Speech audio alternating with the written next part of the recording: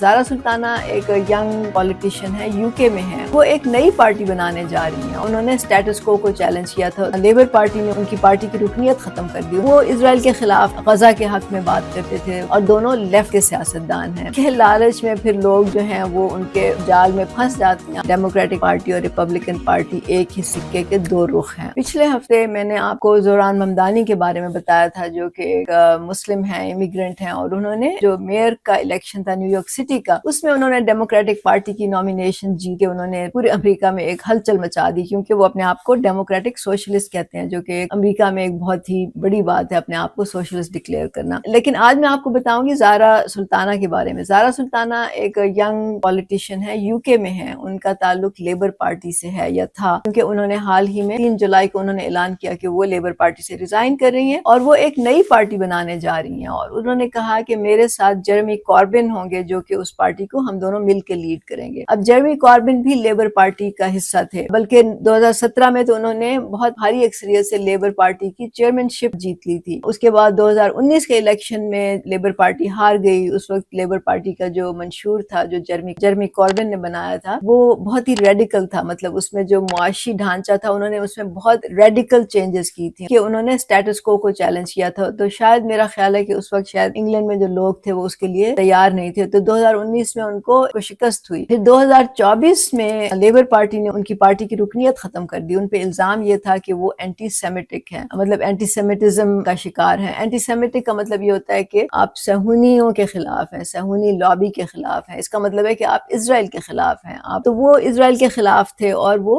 غزہ کے حق میں بات کرتے تھے، فلسطینیوں کے حق میں بات کرتے تھے۔ تو اس بات پہ ان کو لیبر پارٹی کی رکنیت سے ان کی کینسل کر دی گئی۔ تو پھر 2024 میں انہوں نے انڈیپینڈنٹ الیکشن لڑا، جس میں کہ وہ جیت گئے۔ یہ لیبر پارٹی کی میں بات کر رہی ہوں، اس میں زارا سلطانہ ہے۔ زارا سلطانہ میں اور زوران ممدانی میں بہت سی چیزیں ایک جیسی ہیں، مطلب مماثلت ہے ان کی۔ دونوں ینگ ہیں۔ زارا سلطانہ 31 سال کی ہیں، زوران ممدانی 33 سال کے ہیں۔ ان کے جو والدین تھے وہ انڈیا سے آئے تھے، دونوں مسلمان ہیں اور دونوں لیفٹ کے سیاستدان ہیں۔ دونوں کہتے ہیں کہ ہم ورکنگ کلاس کے ساتھ کھڑے ہیں، ہم بلینئرز سے پیسے نہیں لیں گے، ہم ان کی فنڈنگ ایکسیپٹ نہیں کریں گے، اور ہم ورکنگ کلاس کے یا عام لوگوں کے رائٹس کو ریپرزینٹ کرتے ہیں۔ یہ ان میں باتیں جو ہیں مشترک ہیں۔ میں تھوڑا سا آپ کو بتا دوں کہ US میں اور UK میں بریفلی کہ ان میں سیاسی پارٹیاں کیا ہیں اور سسٹم کیا ہے۔ UK میں تو پارلیمانی نظام ہے اور US میں صدارتی نظام ہے، لیکن دونوں جگہ US میں بھی اور UK میں بھی دو پارٹیاں ہیں، جو کہ بڑی پارٹیاں ہیں، اور زیادہ تر جو مقابلہ ہوتا ہے وہ انہی کا ہوتا ہے۔ باقی جو چھوٹی پارٹیاں ہیں ان کو عام طور سے ووٹ نہیں ملتے اور پبلک میں پذیرائی نہیں ملتی۔ تو US میں ڈیموکریٹک پارٹی ہے اور ریپبلکن پارٹی ہے۔ ڈیموکریٹک پارٹی جو ہے اس کی روٹس ورکنگ کلاس میں ہیں، اس کے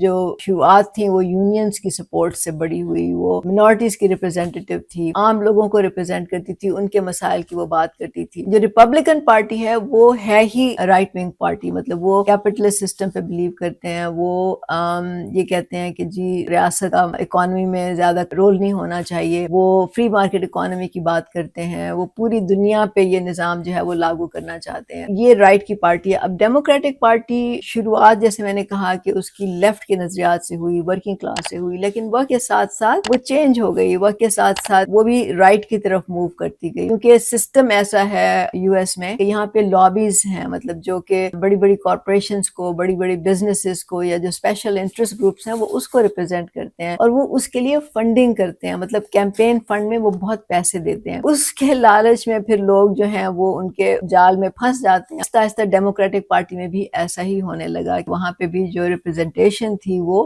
کارپوریشنز کی زیادہ ان کا جھکاؤ ہونا شروع ہو گیا، وہاں پہ بھی بڑے امیر لوگ آنے شروع ہو گئے۔ اب تو یہ کہتے ہیں کہ ڈیموکریٹک پارٹی اور ریپبلکن پارٹی ایک ہی سکے کے دو رخ ہیں، اور میں آپ کو بتاؤں کہ US میں تو اس وقت ڈیموکریٹک پارٹی کی بری حالت ہے۔ بہرحال زوران ممدانی کا تعلق ڈیموکریٹک پارٹی سے ہے۔ UK میں بھی دو بڑی پارٹیاں ہیں، ایک لیبر پارٹی ہے جس سے کہ زارا سلطانہ اور جیرمی کوربن کا جن سے تعلق ہے۔ یہ لیبر پارٹی کی شروعات بھی ورکنگ کلاس سے ہوئی، اس کی روٹس جو تھیں وہ محنت کش طبقے میں، مزدوروں میں تھی، اسی لیے اس کو لیبر پارٹی بھی کہا جاتا ہے۔ ٹوریز جو ہے وہ دوسری جو رائٹ ونگ پارٹی ہے، بیسیکلی وہ بھی وہی ہے جو کہ فری مارکیٹ اکانومی پہ، نیو لبرلزم پہ، بلینئر کلاس کو ریپرزینٹ کرتی ہے۔ لیکن وقت کے ساتھ ساتھ یہاں بھی لیبر پارٹی جو تھی وہ رائٹ کی طرف موو کرتی گئی، وہاں پہ بھی جو انٹرسٹ تھے وہ کارپوریشنز کے انٹرسٹ یا امیر لوگوں کے انٹرسٹ، بلینئرز کے انٹرسٹ، وہ حاوی ہونا شروع ہو گئے عام لوگوں کے انٹرسٹ پہ یا مزدوروں کے انٹرسٹ پہ. وہاں پہ بھی یہ آپ کو تضاد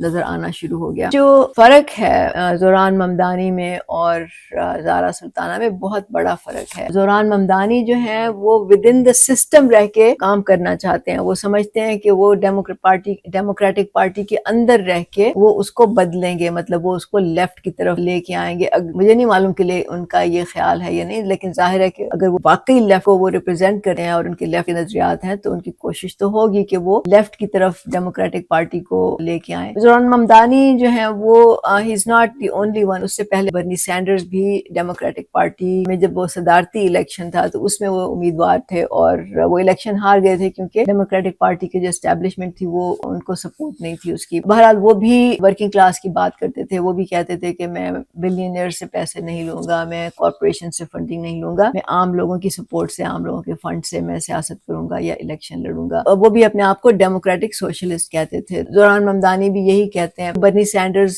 کوئی خاص تبدیلی نہیں لا سکے ڈیموکریٹک پارٹی میں. بل جب وہ اس وقت الیکشن لڑ رہے تھے تو اس وقت میرا خیال تھا اور میرا خیال ہے کہ بہت سے جو باقی لیفٹ کے لوگ تھے وہ بھی یہی سمجھتے تھے کہ برنی سینڈرز کو ایک نئی پارٹی جو ہے وہ اناؤنس کر دینی چاہیے کہ وہ ایک لیفٹ کی نئی پارٹی بنائیں. لیکن وہ شاید ان کی ایج زیادہ تھی یا ان کو معلوم تھا کہ یہ پاسبل نہیں ہوگا کیونکہ ایک نئی پارٹی بنانا بہت مشکل کام ہوتا ہے. تو بہرحال انہوں نے یہ نہیں کیا. لیکن زارا سلطانہ نے ایک ڈیئرنگ سٹیپ اٹھایا ہے، مطلب اٹ از ویری ڈیفیکلٹ. انہوں نے بہت ہی جرأت مندانہ ایک قدم لیا ہے کہ انہوں نے کہا کہ میں ایک نئی پارٹی ہم بنانے جا رہے ہیں اور انہوں نے جیرمی کاربن کو اپنے ساتھ ملایا ہے جو کہ ایک لیفٹ بہت ہی ٹاورنگ فگر ہیں، بہت پرانے تجربہ کار سیاستدان ہیں اور وہ سمجھتے ہیں کہ وہ اس کے تھرو وہ سسٹم کو چیلنج کریں گے اور سسٹم کو بدلیں گے. مجھے نہیں معلوم کہ وہ کر سکیں گے یا نہیں کیونکہ ابھی اس پارٹی کا کوئی کہ خد و خال بھی کسی کو نہیں معلوم. صرف انہوں نے اناؤنس کیا ہے اور مجھے نہیں معلوم کہ اس کا سٹرکچر کیا ہوگا. کہہ رہے ہیں کہ اس میں باقی جو انڈیپینڈنٹ لیفٹ کے جو